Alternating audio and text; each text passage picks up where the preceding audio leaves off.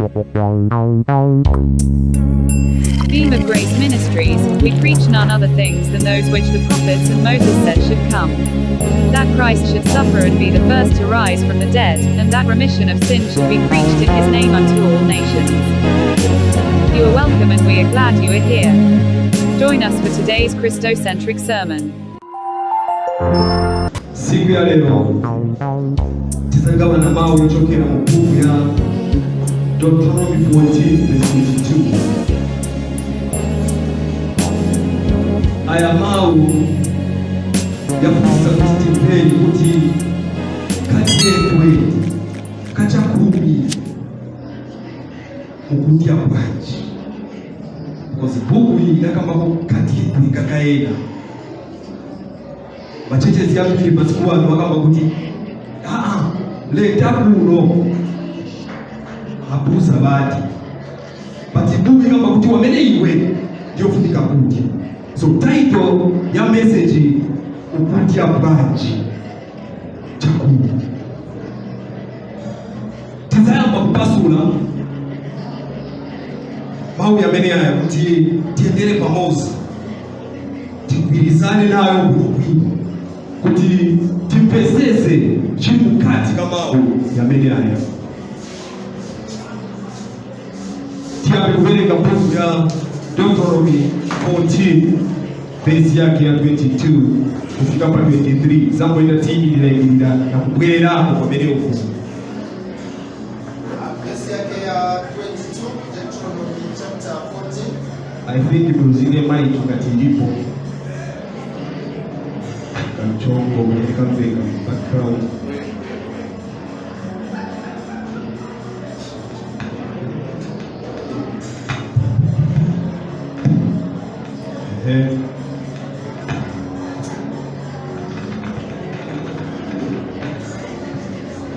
Thou shalt tithe all the increase of thy seed, that the field bringeth forth year by year.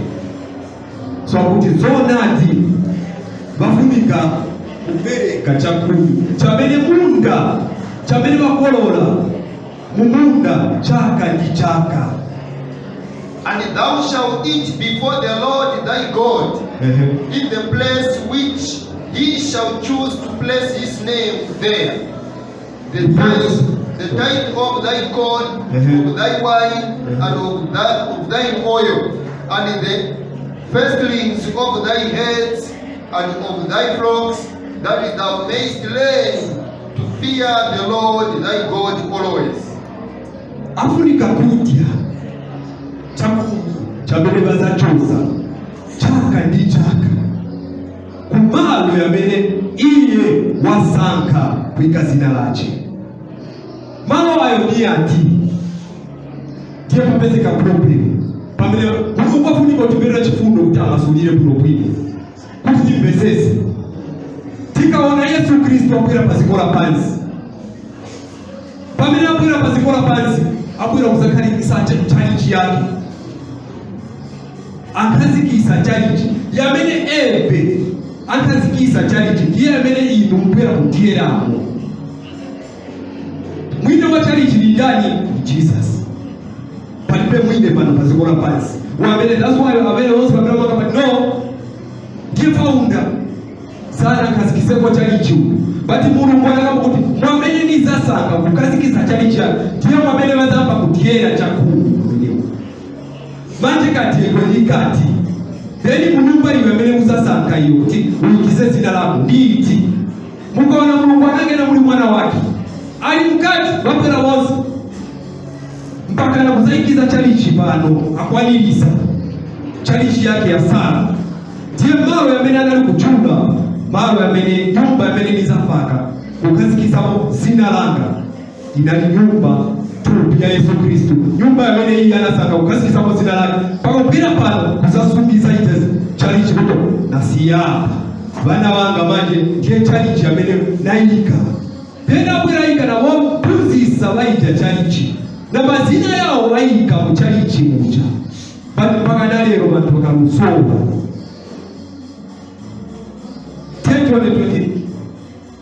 24.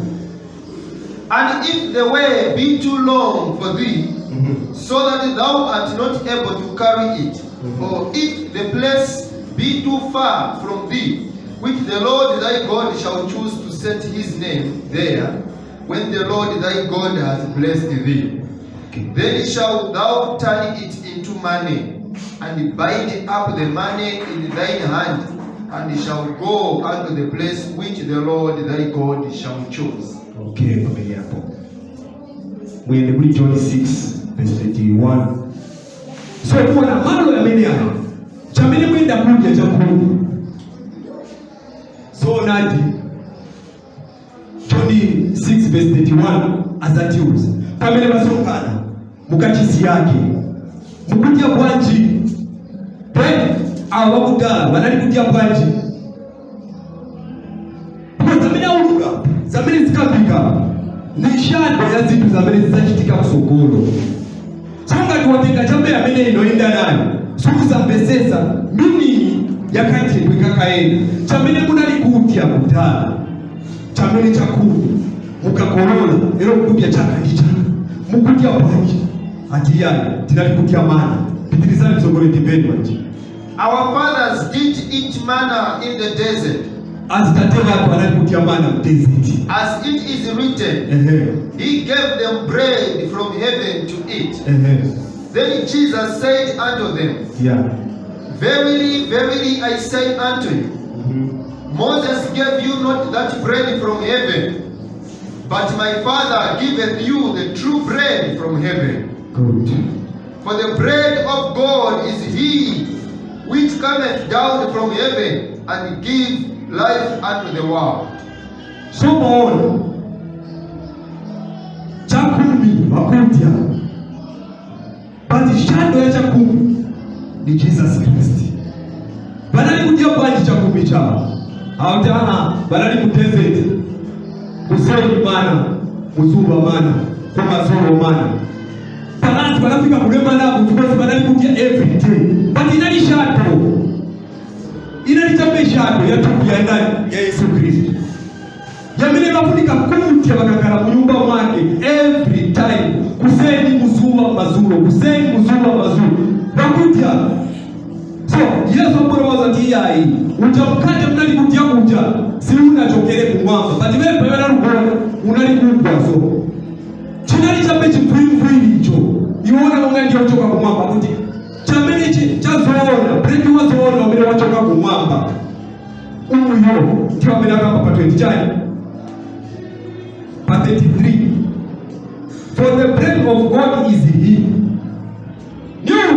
Ni muntu umanji. Ndipo amene mpiraona kuti chinali shadow chape.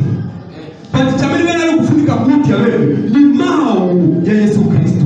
Mukaona mana ni mau ya Yesu Kristo amene wena kufitika. Wakudya kwa yata kagende katu tifunika kuti ya mau ya Yesu Kristo. So kamela ukudya pasiku ya leo mau ya Yesu Kristo.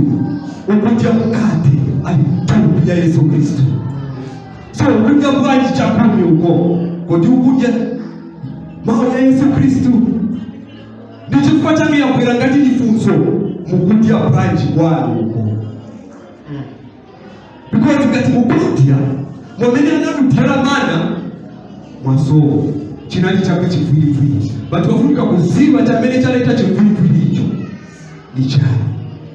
That's Hebrews 10 verse 1. Ikunena za shadow. So wafunika wazini sisa kuti chazona pali vitu viwili chani. Okay, ichi chinaleta chivili chiti. Inali shadow ya chani. Ati mulira kuino Yesu. Mukate wazona wabili wachoka kumwamba ndiye mukate. So mukate uyo tiofunika kutieza wena pamene tikupisa na mao tifunika tiziti ya mukate. Nyumba uyo yamene afunika kuti tisokalemo kunali shadow yake tikalipo fuka muli akalipo kazikisa inali na shadow inyango kuchi akuti shadow liti tientone pa John 2 verse 14 kwenda panzi pa 19. Verse 14. Yes. And he found in the temple those that sold oxen and sheep and the changers of money sitting. And when he had made a scourge of small cords, he drove them all out of the temple, and the sheep and the oxen, and poured out the changers' money, and he overthrew the temples. Okay. So muona kuti izi zinachitika ku Yesu apeza bagulisa munyumba yamene banamuyembekezera kuti niyo pembezeramo balibize bafaka malonda batatika kupileto mwayiwala bwanji kuti 25 ya Deuteronomy 14:25 ikakwa kuti ngati mwaona kuti pamene muyenda ni kutali chinjani ndrama zamene muli nazo izo chinjani zinthu zamene muli nazo na COVID endani mukagule mukafika kumalo kuja mukugula zamene mufuna kuti muludire pamodzi kunali kwamene banali kuyendodyera pamodzi. Yesu manje afika apeza kwamene banalifunikira kuti bazidyera pamodzi chakumi apeza wachita bwanji bakulisiramo bapanga malo ya malonda. Lero ni business machechezi yena yachita zamenezi umboni tili nawo ati yayi babusa banagamba kuti mungazikulisako toza tizileta drama muchalichi bakulisira muti sizamene Yesu anakana izi bati balibisa malonda yachitika ukafunza ati yayi nifa kuchechivi tinakhala kakuputa faka malonda tambakulisa pamene batu bakachoka kaibambera njala wayekulafu nindana nakuza kuti kuno niko kulisira malonda kuno niko tiera chakumi titumbia Yesu Kristo yamene tifunika tikavana tawi titawi kuseni musuba kumazulu kuseni musuba kumazulu tifunika kulemba mameneetu banalembera banali kutia mana pull out na kusaziwa kuti chititauza chani bati tifunika kukulisa pamene tikuyenda tikutiyezera kosa zamu because nichito yamene iyi anatipasa akakuza kuti iwe zakana wajezera kosa ufunika kuzitiyezera kosa. Ero message si yako ni yeye akupasa message. Nichifukwa chake Matthew 10:8 atuuza kuti endani mukachirize bakati mukachirize odwala mukaushe okufa zonse izi mwapasidwa maulere free mwapasidwa kachiteni izi futi free but manje ni business. Waiona kuti inja yamene nangena pachiyambi sisi idalikalipo wakalilipola baterana chapiso nichifukwa chake no mazina yao banachinja ize kyotenga yamene yali mu Ephesians 4:11 bayikapo na enango yao baendeze mpano zamene bafunda kuti bachite mwaika business but pamene tizongana so pamene tilalikira Yesu Kristo akuti mukudya chakumi chifukwa chake mfuniko wafunza mukafika kuta Yesu munishita invite nipomera kubwera batikagendo ikachakumi mukudya bwanji because kwa ifuto tingabe kuchinjana mavesi bena wanipishi nipwiro tichinjane munipishe batishi nikisire ni chasoona because chasoona chisankalabe mpaka muyaya mawe ya Mungu siyasira natoko kambapo 1 Peter 1:24 fika pa 25 mawe yake yazafikira mpaka pachimalizia bati iwe pamene utauka uchoka pano ndiye palifuto utauka panji pamene wezi kudya chakumi ngasiwezi kudya chamene ziwa kuti utauka kuimba because tawi sina ipira tawi uzachoka hapo pano uzayuma ngati ma flowers uzayuma ngati mauzu but pamene uchupira kusaidi uko uchupa bwanji tati bwerere Deuteronomy 14:25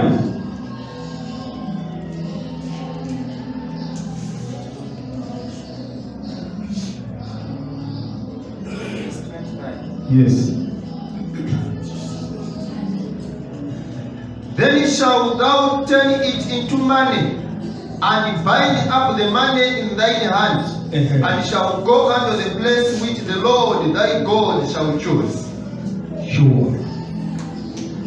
Basa chinchana. Sofu zamani menyigo wanalima. Popeza pamene baenda kukadira chakumi kutali.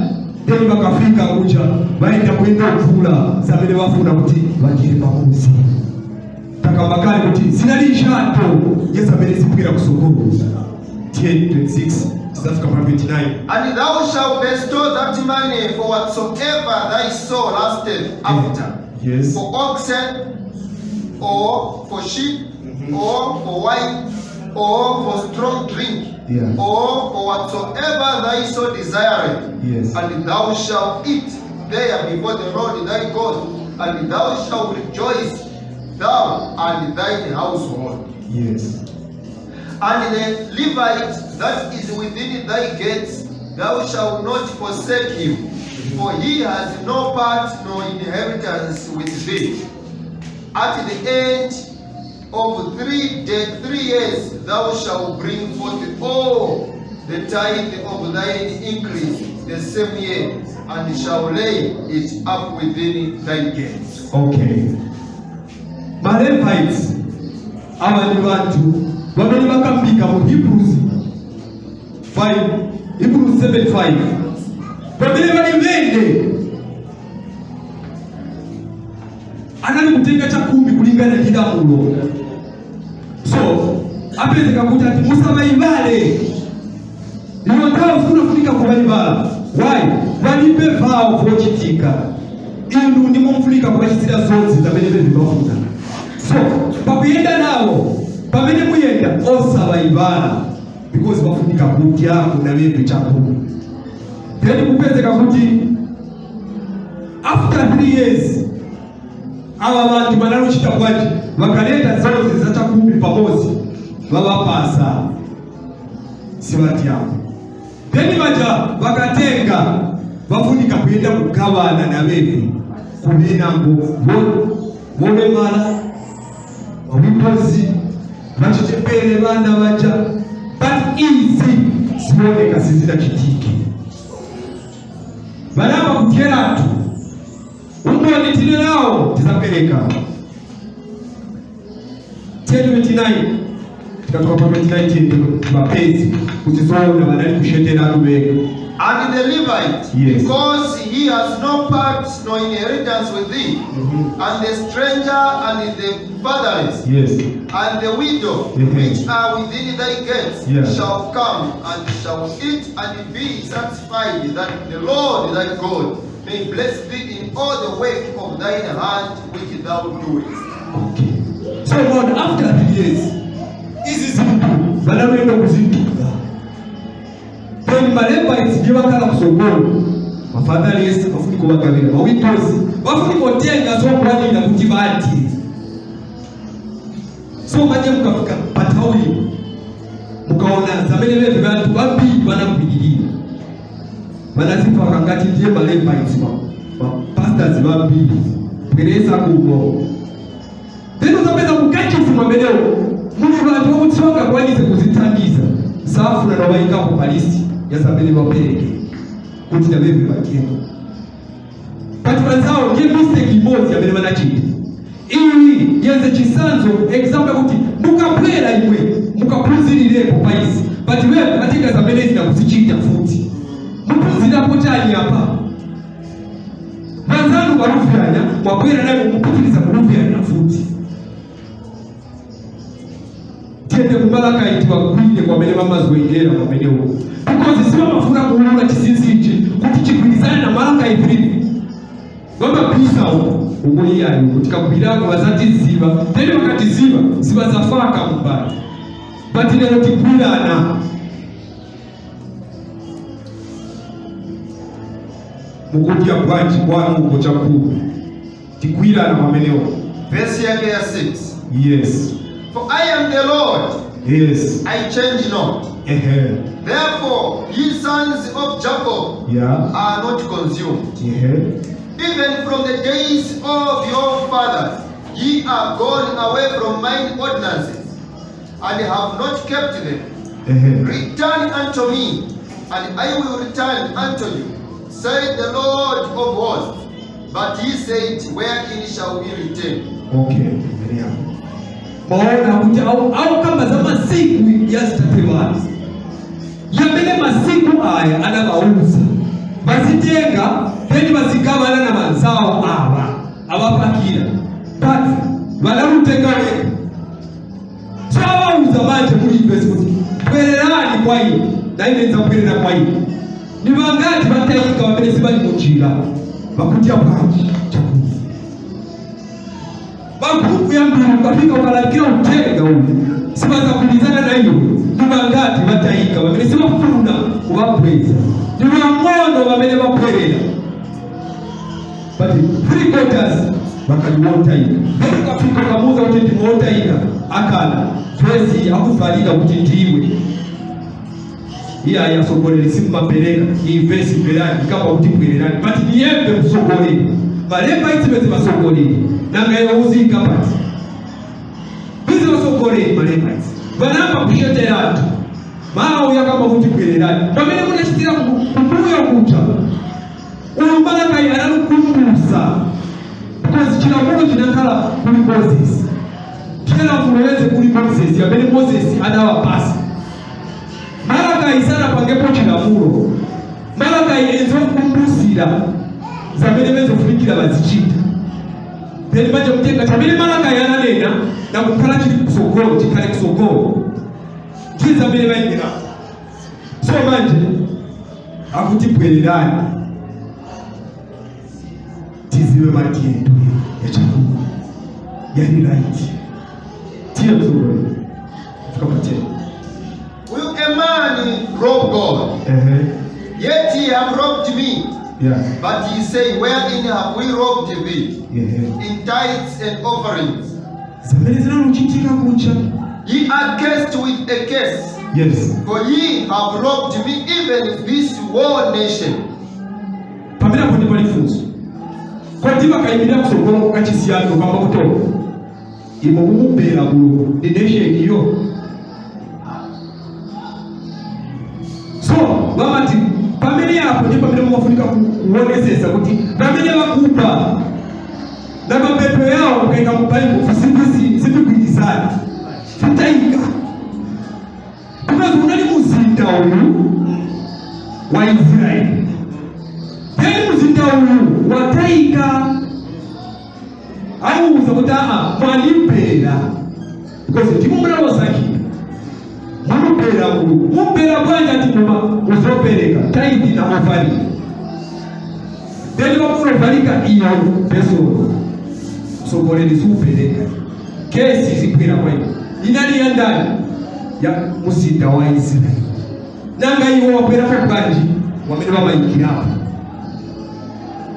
tikumbusane kuti pasikira lero telika kuti ukudya pali chakumi mbele pitiliza msogoleni. Oh, yeah. Was there one verse? Bring ye all the tithe into the storehouse. Yes. That there may be meat in mine house. And prove me now therewith, said the Lord of hosts, if I will not open you the windows of heaven, and pour you out a blessing, that there shall not be room enough to receive it. Akutiyeze tuone basilele yako kwamba ngasiaza kweli siaza sikuka pata tizimilatu kuti pamene Yesu anali kuyenda ananena kuti niyenda kwa kampindi kochepa ndizabweranso. So Jesus Christ ndichakumi chatu ndiwo amene anaenda peni basilele yako mwamba yasebuka abwereranso kuti tonse tinamuone kuti Yesu Kristo anabwerera mu mzimu. Ndiye chamene tatauzo yapa inali bali tupeza kuti bantu bamene bamasulira mawu ndiyo balisokoneza batisiba kuti chazoona chakuti zonati mzimu ulimbepo nkala batu ulipali ponse akuti pwezapo kuti msogoleni desimene bambesise kuno kweli Malachi 3 verse 10. Tieti ngoke vino kuiva.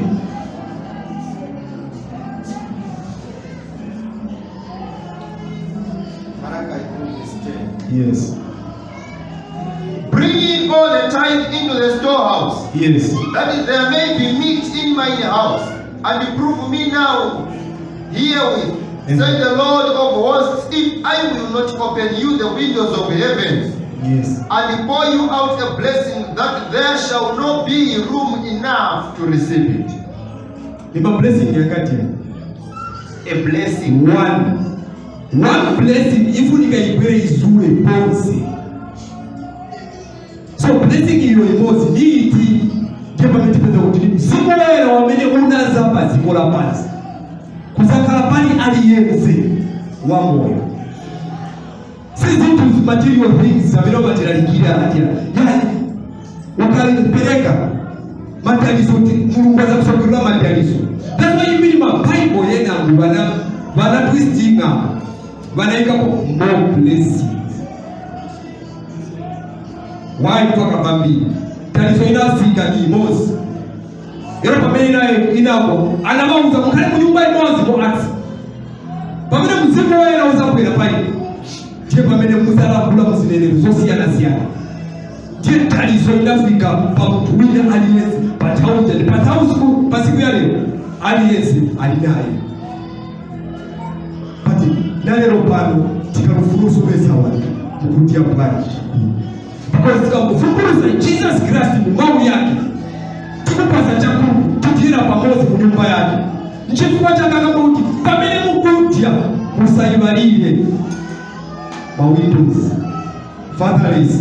Why ndiwo ati awo pamene mukusonkhana so musasange okwera mkati kukabana nayi musakudya zamene kudya mkati ulitupira Yesu Kristo aliyense afunikotenga kumbali weza alimba atatema akalimba mai wake nofili afunika angene mukachisi kachisi ni yake tiya watu wamene bafuna so kulipe sambo mukachisi yake because uzi wa kutu wamene usia panja ndio wamene afuna yeke mkati pati mwamba kusia bwanji wenako mwayo wana kutimezo basi ise ndiyo kila pamozi sivafuna tizikia teka manje mazazi wa bwanji ngati muwasia ukutia mweka chakudya ichi changoze batu wakusia wena kubaji ni bachani bacha bacha sibazi bachasona chaso keti baibaleko chake akuti mtire pamozi pamene tili pamzo titiyena pamozi tichita invite na wena angu wamene wafuna kupera pamalo ya titiyene pamozi kaini kicha mene mungu wafu so marimba iti banasi ya wena angu kutenda kutinarelo pano mukamusanga wena mazibusa maisha sana wata omauja kusomole nika upase mupano ya apeleka pino maningi bati wajameni sima peleka kuna taba jana mabukuta marasha bati kisasa na urugaji mwasiya kwa encourage kuti wagene mwabele mungu wafu na kuti wagene. So Timothy atiuze vatu wote First Timothy 4 verse 1 to 4. Now the Spirit speaketh expressly, Yes, that in the latter times some shall depart from the faith, giving heed to seducing spirits and doctrines of devils. all right. Ziveka pino. And in the later times, masiku wosiriza bantu bazatayika sibaza kumpirira mulichonati bazachoka mchibungamo na kukurupirira njira za Satana.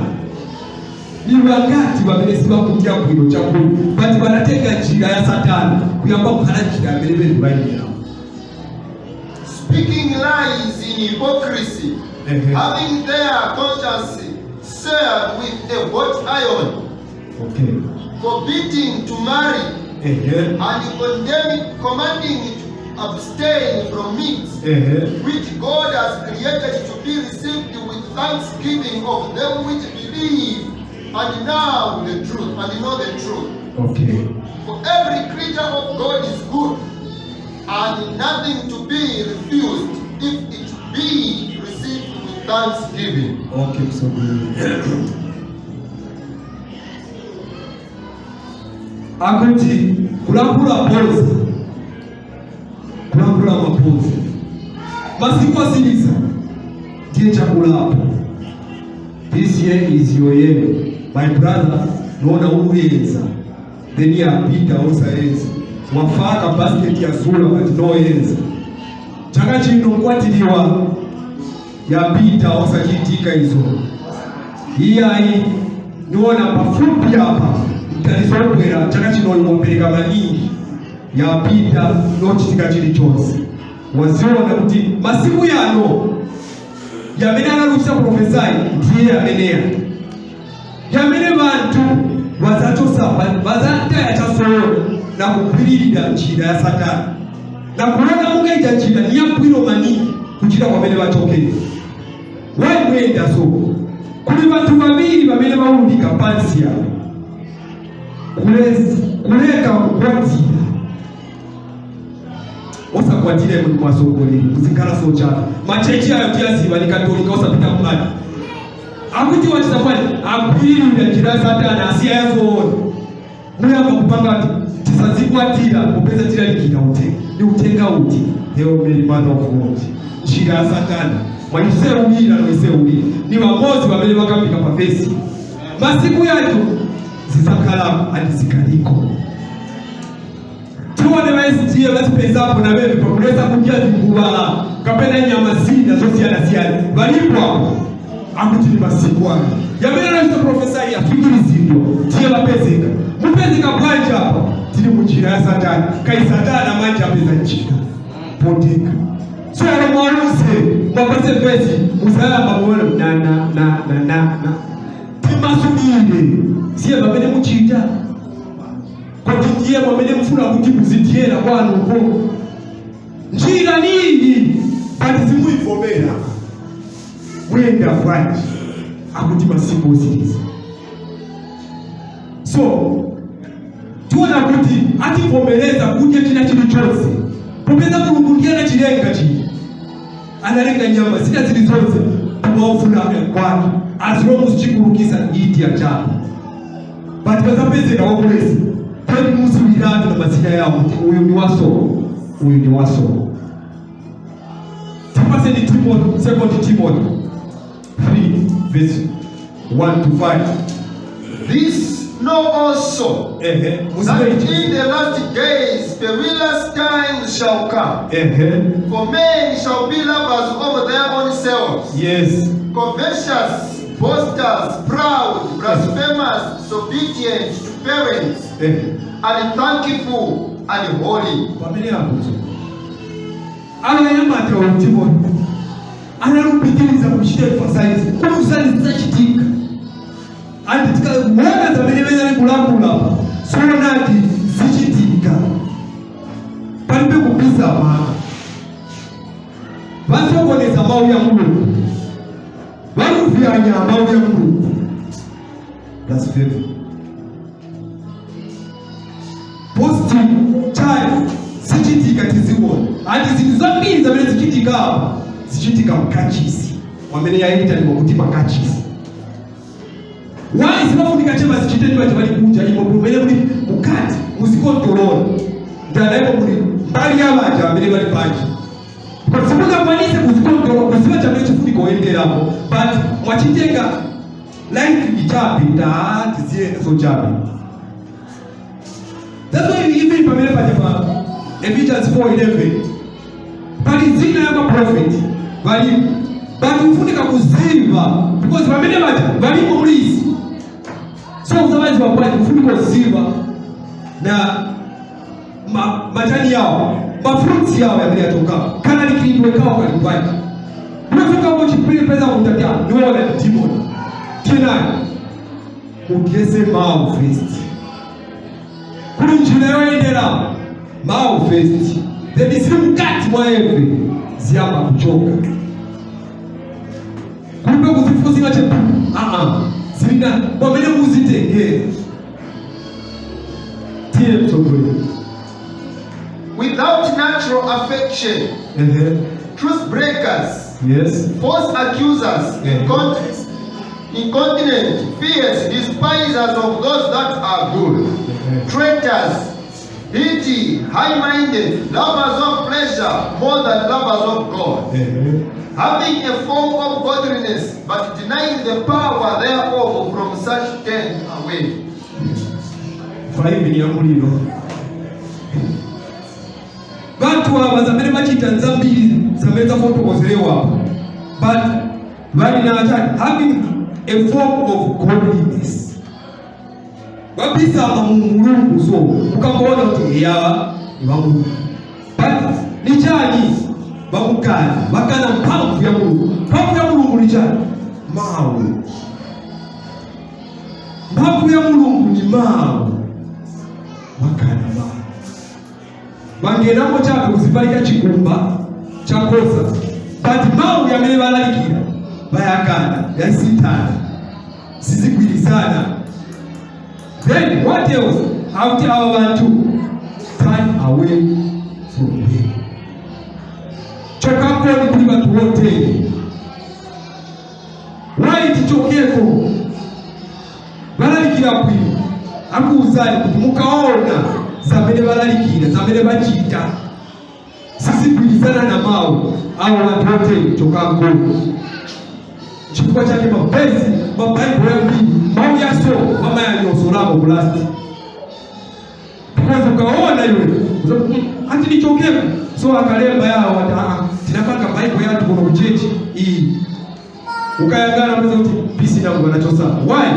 Bazamba kuyenda watu makaiwone. Hati from such, tena we. Choka kodi. Sibazi Madyedwe. Madyedwe kao sikagwirizana na Bible.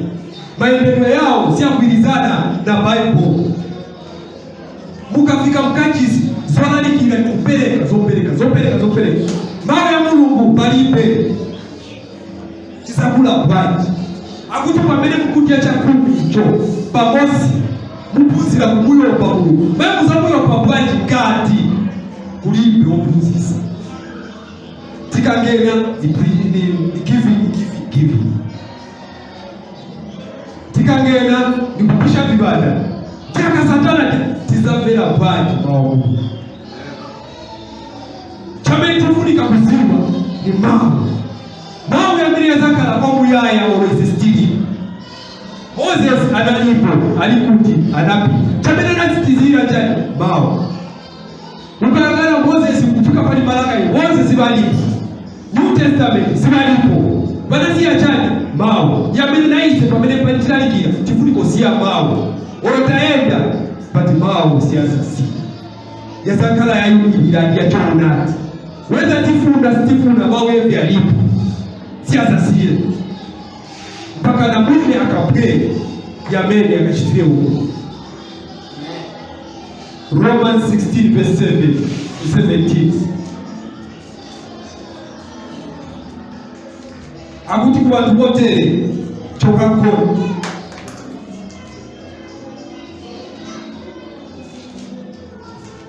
Romans 16 verse 17 to 18.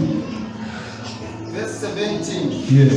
Now I beseech you, brethren, yes, mark them which cause divisions and offenses contrary to the doctrine which ye have laid, and avoid them. So tikawa makinga tikakama kutoka Katolika pali fuko ni pati kaifuniko basi tie tifuniko mamaki moto ija baja simaenda kulingana na chimbuziso cha Yesu Kristo. Bawo yatiuza kuti mamaki ngeni babele baneta kukabika kutosana pamoja na Mulungu pati chimbuziso cha zoona pali problem. Wala wakakambe wali 100 kuti yayo kumasota abantu vesi bakaitosema so that they can kuiona. Tikaiona tisakambapa. Wapitilize kuchosa muli yao, kupeza mapanga yao nisibanga itosi. Inatosi wa kudana, tunaiona kudana. Sawa kuti musa nao bwana, babaki ngeni bantu bamene sibayenda ku kibuga kupoza kuti basi 18. For they that are such serve not our Lord Jesus Christ, but their own belly, and by good words and fair speeches deceive the hearts of the simple. Hallelujah. Bantu bote sibapembeza Mulungu wamene kumpembeza. Bali Mulungu wamene bebe bapembeza. Nichifukwa chake simukabwiriza. Ati bakamba kulakula kwa chamene balangulira bwino ni chali. Kuli bantu balisi bamene batengeka izi. Bakakulekera uje pamono, ukalibero chuona cha zona wakoneka kutana. Ndiye bamene abo bamene bebe basakira. Bamota tizazuja cheki kaibira chepanya mabuku kwa watu wamene wakampita so. Bazambo tepa. Tikabalalikira pamono bazatiko. Ndiye bawachitawa wamena. Banakutengera ize wewe yokutengera ukapanga mpuku chake. Batukaenda kutoza pesa utisimochi akwepekezi. God. We John 1:1.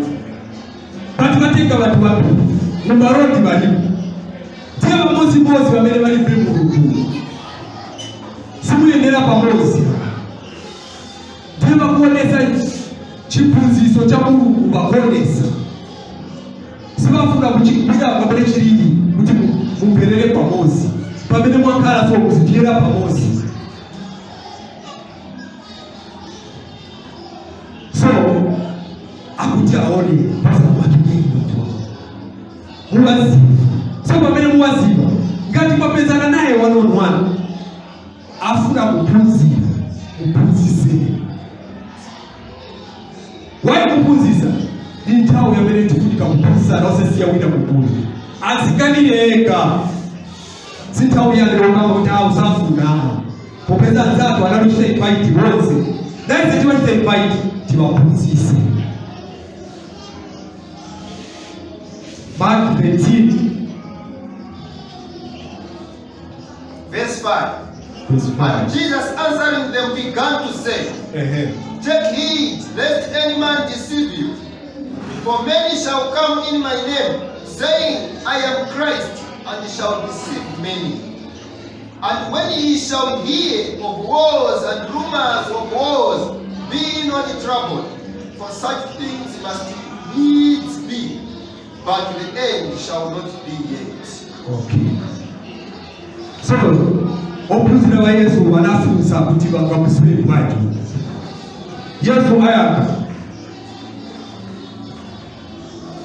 Wai kweka kwazo ati chenjeza kuti musapusisidwe nawo bantu batera.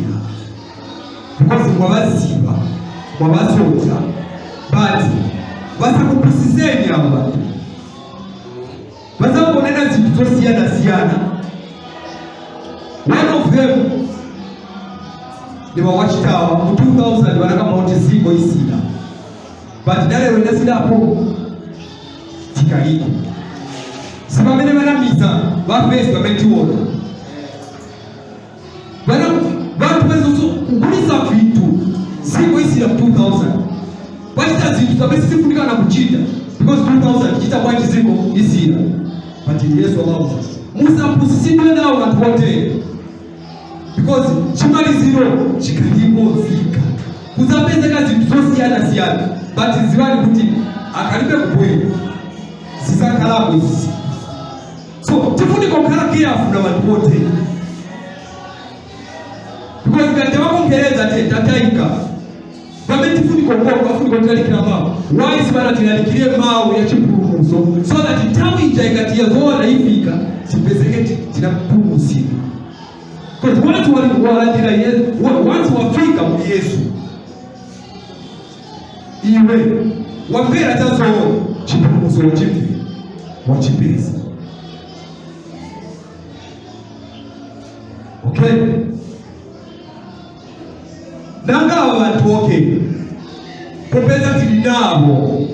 Mwina mwaka zapitira kunyumba kwako. Uchita kwaji nao. John 2 John 1 verse 9 and 10.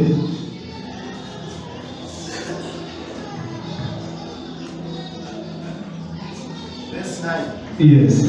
Whosoever transgresseth and abideth not in the doctrine of Christ has not God.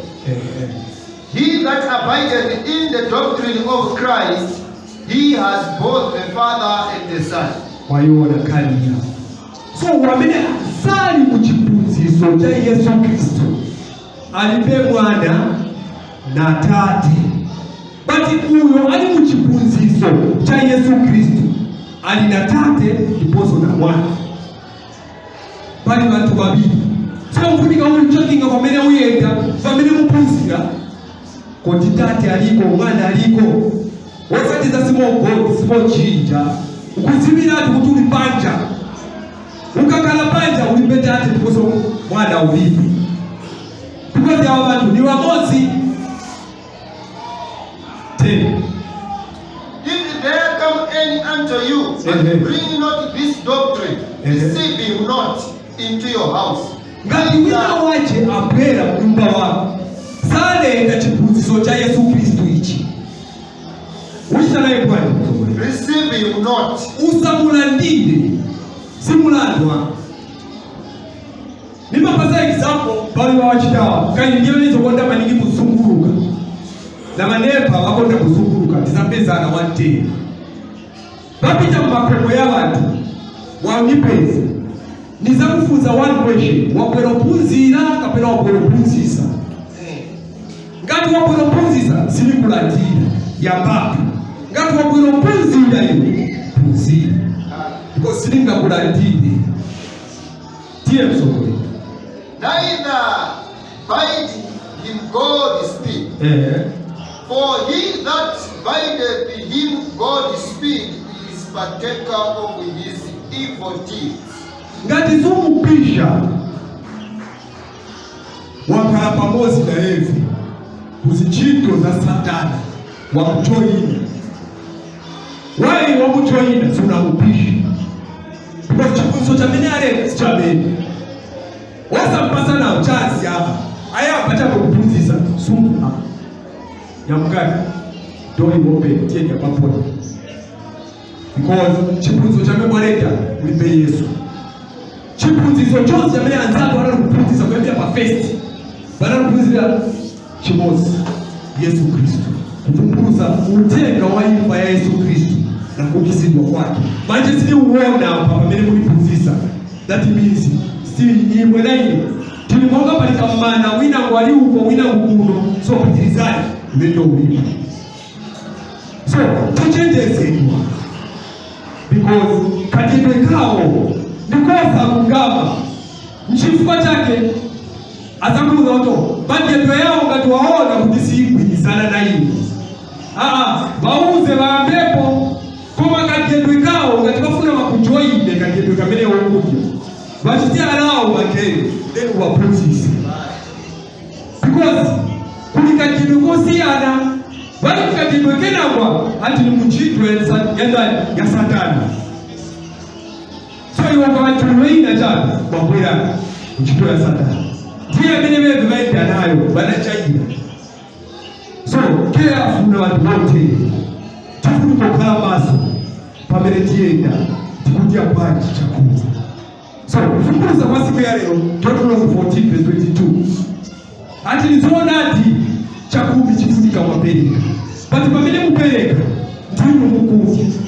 Kutatauza kuti pamene muli kwera muno kunyumba yangu tizikira pamozi chamene tikudya nditupirachi kukamana kwa mawu yake tikati yetu ndi chamene chinali paja chamene chinabizama mathawi ya italvenda zimana chisi ndichifukwa chake malakaliwo kumasulira na kutumbira chape muli malakai kuona monga mali kusafe side kasi futi siwakwera pamene kuchi so mukafaka yabiri haya mupeza ya palasa ndeka class kupeza bana mwamba no uyu msokolera vika kwa msokonezera mametichi ya baba but ni wali right channel wasa dandaula na maso because uzi wa kutupa chimaliziro sinifu kupilizana nao umozi pali isafika patu because wanya mna chaso ipozo chaso siba mbili baza chikono kapenda kukuyo Yesu kamera na sida opuzi na bana Wanafa hii fazosiana siana. Kama kuti banaye mulatani